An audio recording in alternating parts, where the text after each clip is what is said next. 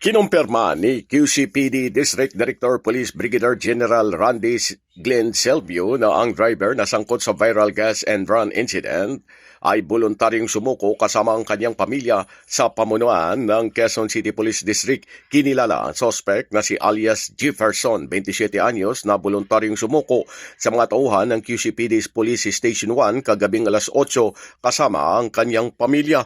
Ayon kay Police Brigadier General Selvio, ang mga operatiba ng QCPD Special Investigation Team kung saan puspusan ang pagsasagawa ng masusing investigasyon kabilang ang pagsilip sa CCTV tracking at koordinasyon na rin sa mga concerned agencies kung saan natukoy ang nasabing bihikulo ng suspect na tumakas makarang magpakarga ng gas. Nabatid pa sa isinagawang investigasyon ng QCPD na nalaman na umano ng suspect na nag-viral na siya sa social media kaya't hindi na siya lumabas pa dahil nabatid nito na pinaghahanap na siya ng mga otoridad kaya't nanatili na lamang siya sa kanilang bahay sa San Jose del Monte, Bulacan kung saan nakaparada ang sasakyan na sangkot sa naturang insidente.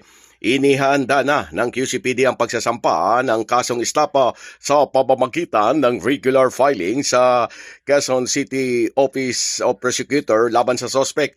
Tinitiyak naman ng QCPD sa publiko ang kanilang commitment na ipatupad ang due process at sinisigurong mananaig ang hustisya sa mga biktima ng pang-aabuso. Pilipinas, mula sa Quezon City, Silvestre Rambulabay, Radyo Kayumanggi.